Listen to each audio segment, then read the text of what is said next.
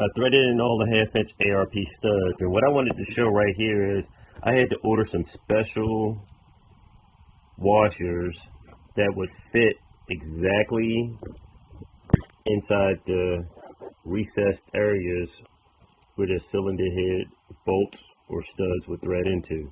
Now you can see this fits perfectly around the stud. Nice. There's no play. I can wiggle it around so it's not binding up. But the original bolts or washers that came with the hardware is a little too thick to fit down in that area. And of course my fear was, and what has happened before, if you go to thread something like this down, what'll happen is it'll break off the lip in here. It'll break off this lip, and that lip, the aluminum will fall down in between the valve springs, or keeping the valve partially open, or that debris will be floating around inside your cylinder head. So just from past experience, there's a couple things you can get done. You can have your machine shop machine this whole lip off and just have a totally flat surface, or you can actually find some threaded or heavy duty washers that'll fit down perfectly in there. And you can see that these are nice thick ones. They actually sit above and will not crush down. The nut itself will thread on top of this without even touching the surface of the cylinder head at all, and give me the clamping force of 110 foot-pounds of torque that I am torquing these down to. I have the cylinder head bolted to the block, and I am glad to say that I finally got this bad boy on. So a couple things that was kind of hair-raising is look at where the nuts fit down in there. The base of the nut flares out, and you can see the casting inside the cylinder head. We're so close that these larger 1/2" bolts barely cleared this part of the cylinder head. So I literally thought I was going to have to disassemble everything and go in and grind everything out. But as you can see, some areas have a little more clamps than others. But it was very close. And another concern is, look at the valve springs, how close they are to the nut.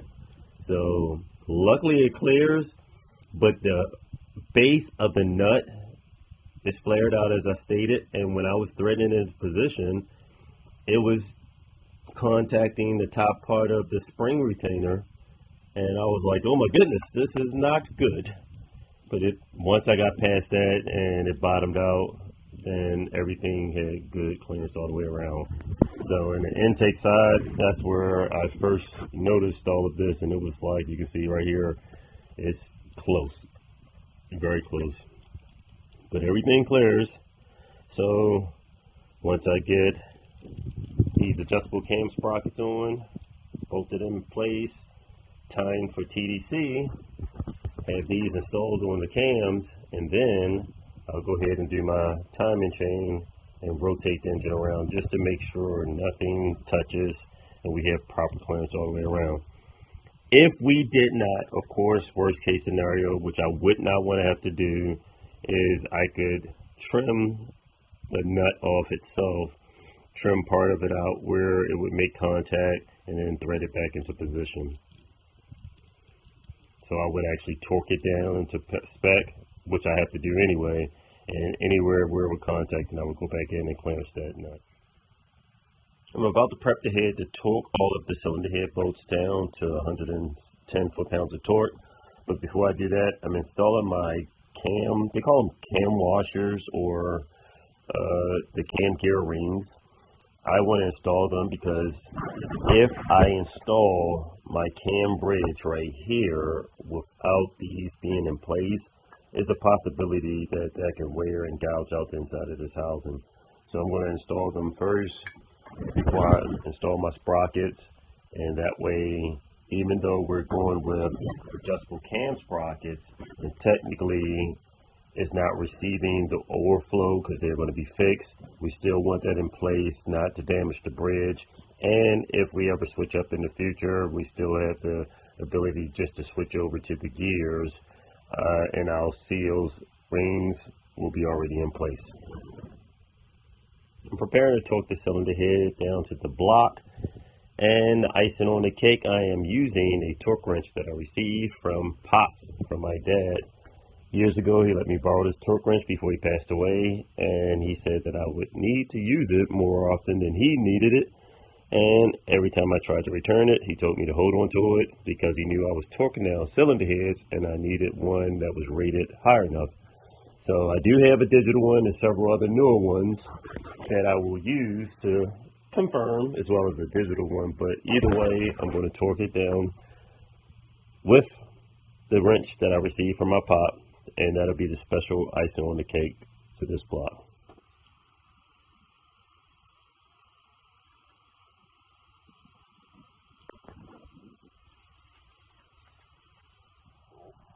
I installed my high pressure fuel pump gear. I used engine assembly grease inside and lubricated each one of the roller bearings also, and it slid into position easily. I also lubricated with engine assembly grease the inside of my cam girdles and adjusted each one of my cam seal rings 180 degrees apart. Now I'm ready to bolt my girdle in position. I upgraded from the original grade 8.8 hardware to a 12.9, and this is a serrated edge stronger grade bolt. So I'm going to also lose some blue Loctite while putting this in position. We have not seen any type of failure with anything like this, but when you're starting to push the limits of anything, I would say 1400 horsepower and up, you want to make sure your hardware is sealed and doesn't vibrate loose. There's not too much documentation of anyone pushing consistently high horsepower numbers like that and exposing what type of failure there are. So we don't want to just damage or destroy your engine just to find out that using cheaper, weak hardware was the result.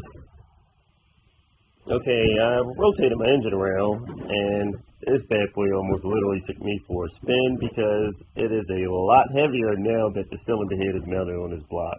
And I mean a lot heavier. So I am preparing to install the crankshaft seal. This seal gets mounted behind the harmonic balancer.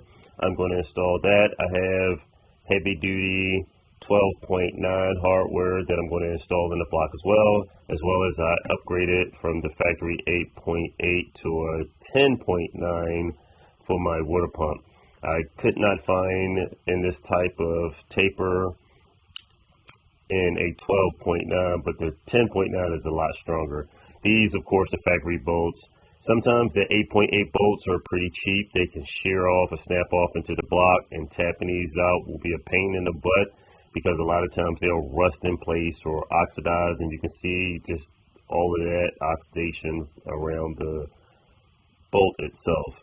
So upgrading to heavier duty bolts will at least be a little bit easier for getting out, and we don't have to worry about these rusting in place or breaking off. Also, we have an upgraded floor damper, so we're going to install that onto the block as well as the machine tool bolt for retaining our damper in place. So let's get this bad boy installed. I'm preparing to install the floor damper racing harmonic balancer on this 24 valve VR6 crankshaft, and one of the things I received with the purchase of this was a special type of friction washer. Allegedly, these assisted at keeping the balancer seated properly to the crankshaft, but we also have a hardened tool steel bolt that we purchased that's definitely rated 5 times better than the factory one. I also installed the keyway in the back of it. Some of them come with a flat keyway, and this one is an oval one. So I'm going to bolt this bad boy in place, put some Loctite on this, torque it down to specification. Engine started to look pretty good coming together. So yesterday I installed my water pump and my crankshaft front seal cover. Today I installed my harmonic balancer with the hardened steel bolt. So tomorrow I'm going to go ahead and connect my timing chain for my cam drives, and what I want to do is set these up at TDC. So these are adjustable. and I want to have the intake and exhaust cam already configured so that at TDC, just like my crankshaft is already set up, TDC at this mark right here, I want 0 degrees to be for my intake as well as my exhaust to be set up. So that way if I go to advance or retard my cam timing, I have a proper baseline because they'll be initially set at 0, and then I can gauge whatever degrees I'm trying to dial these cams in. So we're making some progress. This bad boy starting to look pretty good. It's definitely heavy rotating this thing around. So it takes a lot of muscle swinging this around and making sure this thing stays balanced on this stand without trying to flip the whole thing over on the floor. But this is a monster. 3.6 liters worth. I rotated this bad boy around so that way I'm ready to set up for tomorrow. I'll prep to install my timing chain for my cam gears. So I have my lower timing chain already installed. I have to rotate my crankshaft around 180 degrees because this is the timing mark right here. This should be up top for TDC. So I have to rotate this around 180. Then I'll go ahead and install the rest of my guides for my chain and make preparation to install these sprockets and set them up for TDC. So that way we can properly have the cams already set up and ready to be dialed in for high power. So yesterday I torqued the cylinder head down to 110 foot-pounds of torque and used Pop's torque wrench to torque it down. That's the icing on the cake. It worked out properly. I actually had a digital torque wrench. So this actually goes on a torque wrench, and I wanted to check the calibration of Pop's wrench versus this, and I'm glad to say it was only off by 2 foot-pounds of torque, which is not much at all. Like one and a half, almost 2 foot-pounds of torque. When you're talking big numbers like that, that's not much, even though you want to be accurate. But I adjusted it perfectly and matched it up with the digital one. So I just set it an extra 1.5 foot-pounds of torque, so that way it beeps exactly with the digital one. And I had a snap-on that I did another third check as a reference, so everything was in matching. So all I had to do was just initially adjust this up an extra foot-pound of torque, and everything worked out good. So this bad boy's torque down. These bolts are nice in here. ARP half-inch studs. Got all our supertech valve train with our racing camshaft seals for the intake and exhaust. And it's coming along pretty good. Big monster ports.